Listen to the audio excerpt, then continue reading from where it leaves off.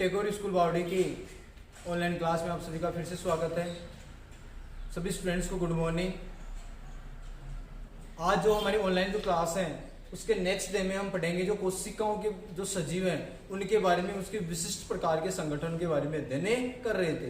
यानी हम सजीवों के विशिष्ट लक्षण देख रहे थे। उसमें जो विशिष्ट प्रकार का जो संगठन है उसमें हमने ये देख लिया था कि सभी सजीवों की मूलभूत संरचनात्मक क्रियात्मक इकाई क्या होती है, कोशिका होती है। उसमें मैंने ये भी बता दिया था कि जो निर्जीव जो कोशिका की खोज की थी वो रॉबर्ट हुक नामक वैज्ञानिक ने कोरक के पतले काट में की थी, और सजीव कोशिका को जो तालाब के जल में खोजा था वो एंटोनी वान लीeuwenhoek नामक वैज्ञानिक ने खोजा था। ठीक है, फिर हमने ये देख लिया था कि कोशिका मिलकर उत्तक का निर्माण करती है, उत्तक से अंग, अंग से अंग तंत्र और अंग तंत्र से संपूर्ण शरीर का निर्माण होता है। ठीक है, ऐसे यदि हम बात करें रासायनिक संगठन के स्तर की यदि हम बात करते हैं तो वो भी क्या होता है, विभिन्न स्तरों से मिलकर बना हुआ होता है। रासायनिक स्तर के संगठन की हम बात करते हैं तो वो भी सरलतम रूप होता है उसका भी। ठीक है, जिससे मैंने कल ये बताया था कि जैसे रासायनिक संगठन की सबसे सूक्ष्म इकाई होती है परमाणु।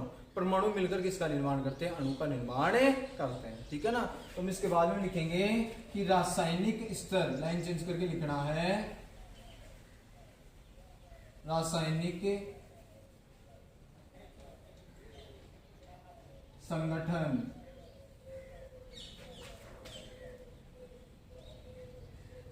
के स्तर का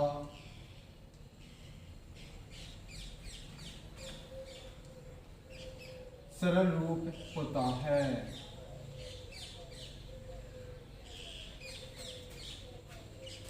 रासायनिक संगठन या रासायनिक स्तर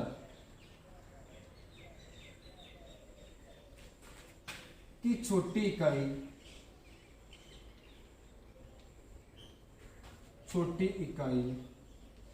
क्या होती है, छोटी इकाई परमाणु होता है, परमाणु है। ठीक है, फिर हम लिखेंगे परमाणु मिलकर इसका निर्माण करते हैं, अणु का निर्माण करते हैं। परमाणु मिलकर अणु का निर्माण करते हैं। एग्जाम्पल देखेंगे हम। उदाहरण के लिए कल आपको बताया था कि जो जल का जो अणु होता है वो दो हाइड्रोजन के, मत बात करें, दो हाइड्रोजन के परमाणु और एक ऑक्सीजन के परमाणु से मिलकर बना होता है। उदाहरण के लिए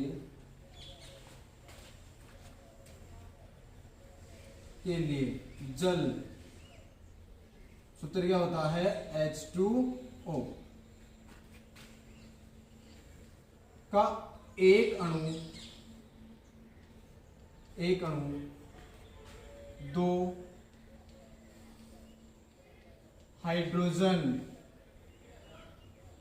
हाइड्रोजन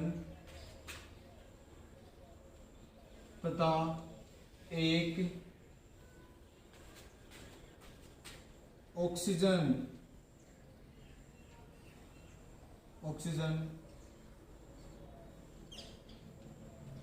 परमाणु से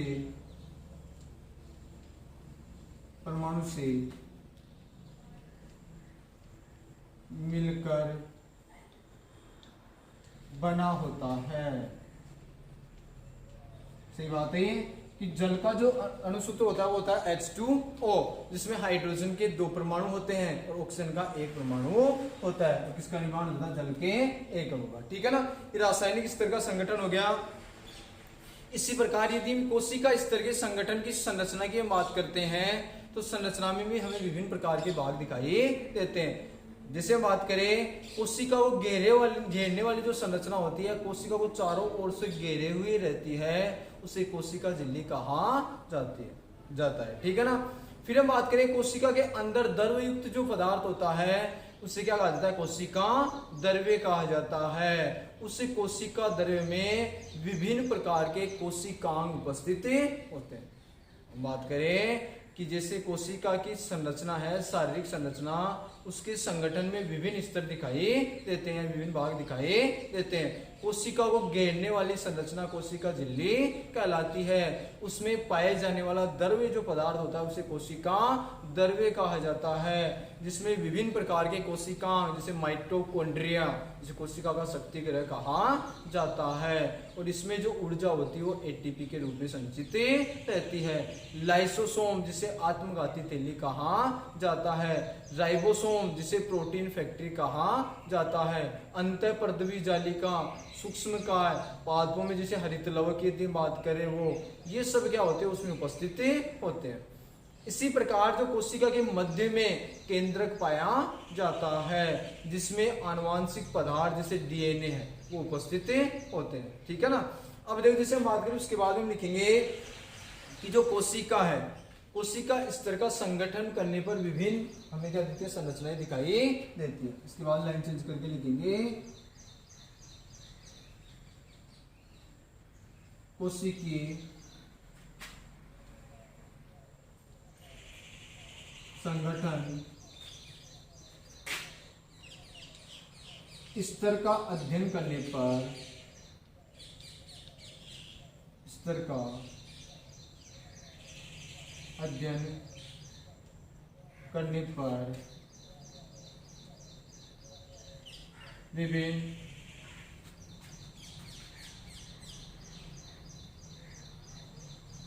संरचनाएं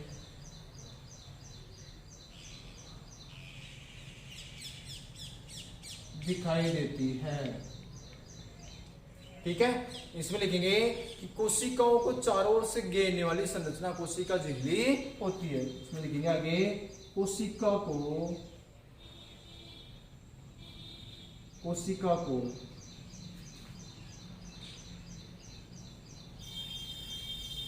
चारों ओर से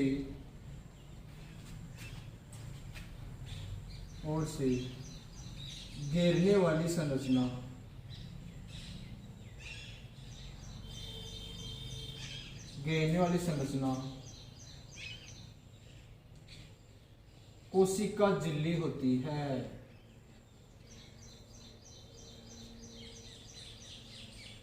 कोशिका झिल्ली होती है जो क्या करती है, कोशिका को चारों ओर से घेरे हुए रहती है या इसके चारों क्या करती है, आवरण बनाती है। उससे क्या कहा जाता है, कोशिका झिल्ली कहते हैं। ठीक है ना। फिर हम बात करेंगे कोशिका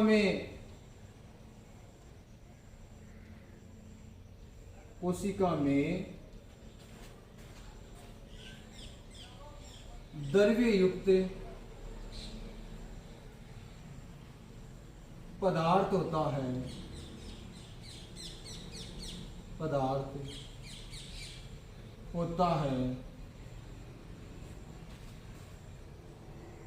जिसे कोशिका द्रव्य कहते हैं,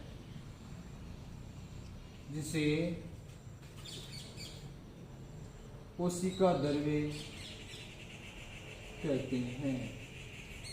द्रव्य में क्या उपस्थित होते हैं, विभिन्न कोशिकांग उपस्थित होते हैं। उसके बाद में हम लिखेंगे कोशिका द्रव्य में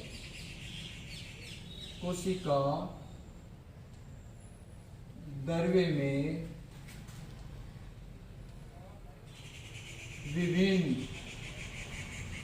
कोशिकांग की हम बात करें जैसे माइटोकॉन्ड्रिया, गोल्जिकाएं, अंतःपर्दवी जालिका, लाइसोसोम, रिक्तिकाएं। ठीक है ना। ये सब उपस्थित होते हैं विभिन्न कोशिकांग। ठीक है। इसे हम लिख सकते हैं माइटोकॉन्ड्रिया।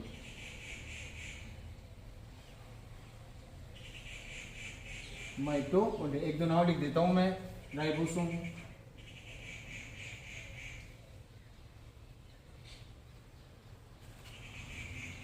ठीक है, और लिखना है तो रिक्तिकाएं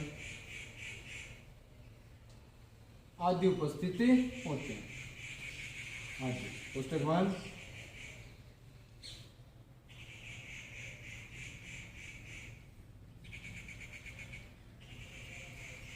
ठीक है। इन कोशिकाओं का अलग अलग कार्य होता है। ये हो गया। अब देखो ये कोशिका द्रव्य की हम बात करें, इसी प्रकार से हम बात करें कि कोशिका के मध्य में एक संरचना पाई जाती है, गोल संरचना, जिसे क्या कहा जाता है, केंद्र कहा जाता है। इसको उतार लिया होगा। ठीक है। अब इसके बाद हम लिखेंगे कि कोशिका के मध्य में या केंद्र में एक गोल संरचना पाई जाती है, जिससे क्या कहा जाता है, केंद्रक कहा जाता है। और उस केंद्रक में विभिन्न प्रकार के आनुवांशिक पदार्थ उपस्थित होते हैं। हम लिखेंगे हमें कि कोशिका के केंद्र में एक संरचना पाई जाती है, जिसे केंद्र कहा जाता है। इस संरचना को क्या बोलते हैं, केंद्र। उसके बाद में लिख लो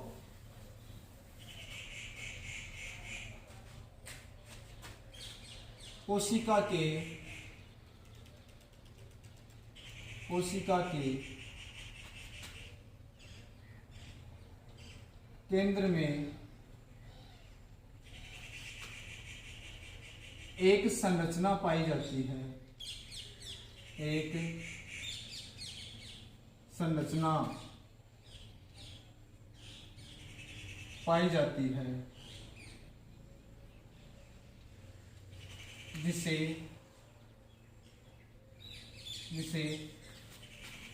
केंद्रक कहते हैं। कोशिका की खोज की थी रॉबर्ट हुक ने और केंद्र की खोज की थी रॉबर्ट ब्राउन ने। इसे क्या बोलते हैं, केंद्रक कहते हैं। केंद्र की खोज की थी रॉबर्ट ब्राउन नामक वैज्ञानिक ने। ठीक है, जिसे केंद्र कहते हैं। इसमें आनुवंशिक पदार्थ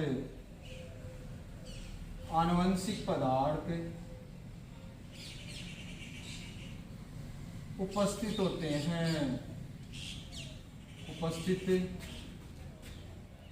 हैं, ठीक है।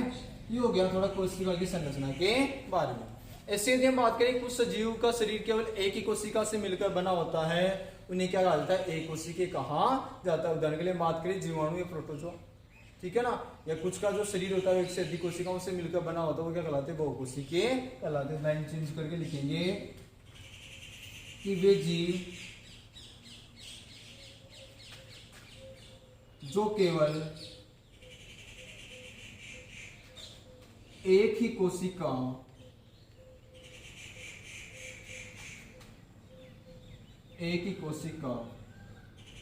से मिलकर बने होते हैं,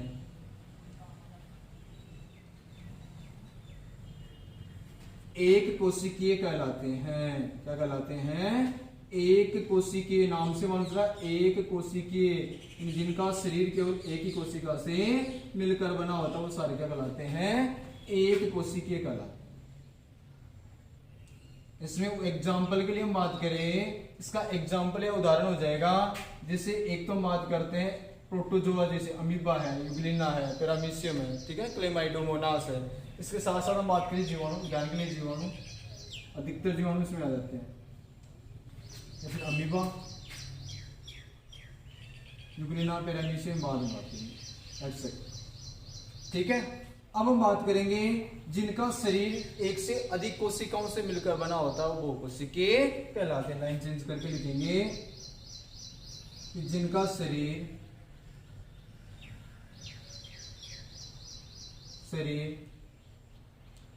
एक से अधिक कोशिकाओं से मिलकर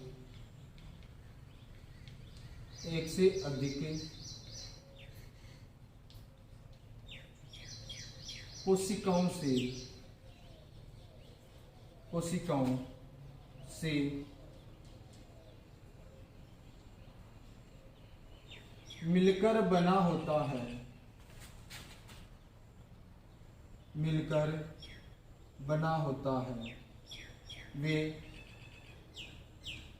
बहुकोशिकीय कहलाते